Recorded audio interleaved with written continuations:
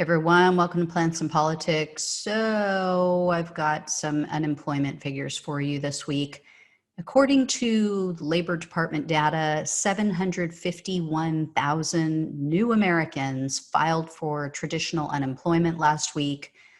While that's 40,000 fewer Americans as compared to the amount filed the week prior, the number of gig workers and independent contractors who filed for unemployment through the Pandemic Unemployment Assistance Fund increased this past week to 359,667.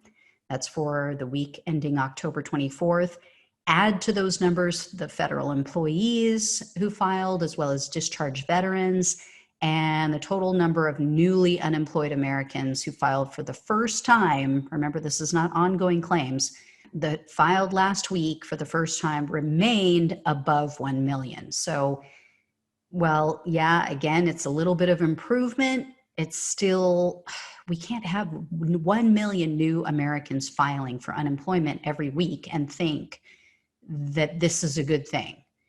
So overall, nearly 23 million U.S. residents were still receiving some form of unemployment compensation as of the week ending October 10th.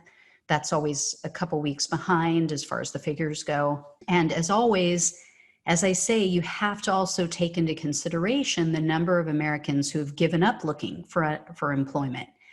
They no longer are considered to be part of the workforce, so they're not factored into these numbers. And there's still quite a few people who fall into that category. And there's also quite a few people who are underemployed because they can't find full-time work right now. They can only find part-time work, but they need full-time work to cover their bills. And I would also caution everyone from assuming that since the numbers have reduced slightly, this means we're on an upward trajectory in regard to the economy. Because this week, the stock market dropped significantly. By all accounts, that happened right after Republican Senate Majority Leader Mitch McConnell announced that he was sending everybody home. He said he was sending all the members of the Senate home, essentially sticking a fork in the idea that new financial assistance, any financial assistance, would even be considered for unemployed Americans prior to the election. And in addition, states and cities that were hoping for a stimulus package because they desperately need help from the federal government, they're now faced with the potential reality of having to lay off a substantial number of their own employees. They are some of the largest employers in any state. And on top of that, large private employers like Disney, Chevron, NBC Universal, Boeing, many others I've seen out there, they've announced that they're going to start laying off tens of thousands of workers. And remember, this is right before the holidays. So, we're coming up pretty soon. Less than a month away is Black Friday. That typically kicks off the Christmas shopping season.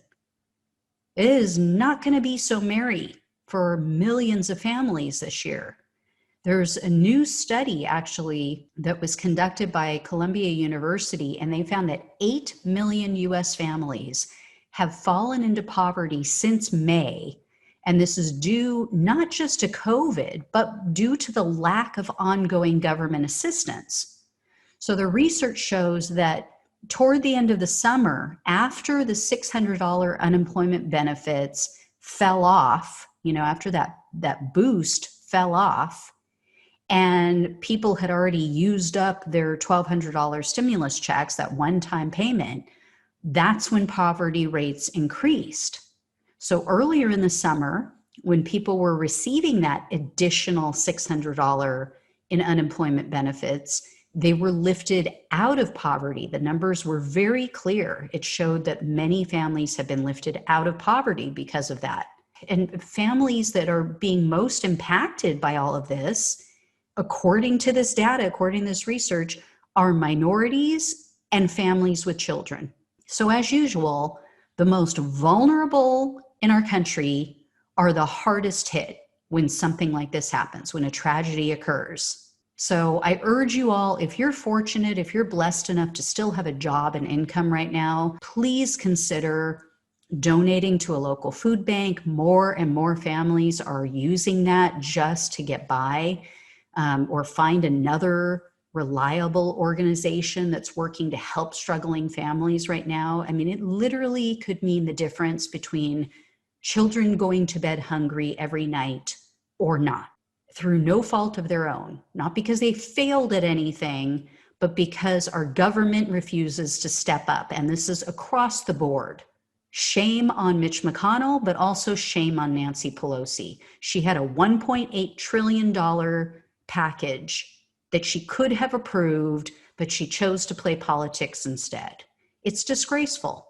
And also, guys, one last thing, think about animals too, because they are often forgotten. And I know back in the time of the Great Recession in 2008, shelters were overflowing. Rescue groups could not take on a single animal. I ended up with 2 pit bull mixes back then as a result, because I found them, the owner had abandoned them, and they were living under the house. The owner was losing the house. They were doing a short sale, and they literally moved and left their animals behind. And back then I was in real estate, and I would see stories from fellow real estate agents talking about this stuff all the time. They would go into houses and the families had moved and they left their pets behind. So let's help out also, whether it's donating to a shelter, whether it's adopting an animal right now to help out, whether it's taking in a pet temporarily for someone that you know who can't take their pet with them if they have to go into a rental or a shelter, helping out with donating animal food as well to these food banks, you know, a big bag of food from Costco.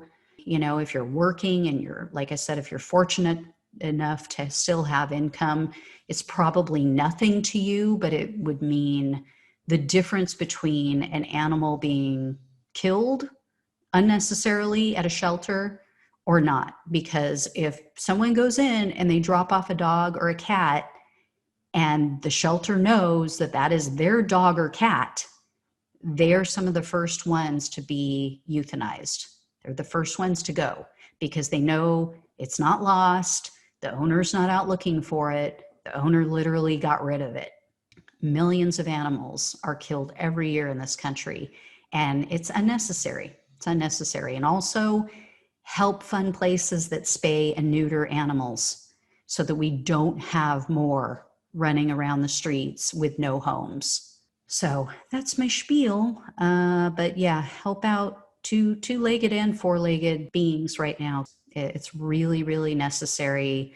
Sad that we have to step up and fill the gap because our government won't do it, but you know, we all have to stand together. So as always, like, share, subscribe. Thank you for watching and listening. Take care, and I will talk to you soon. Thanks for listening to Plants and Politics. The only way we can take our country and power back is to spread the truth and build an army. So remember to like, follow, subscribe, and share on Facebook, YouTube, and wherever you listen to your podcasts. Thanks again.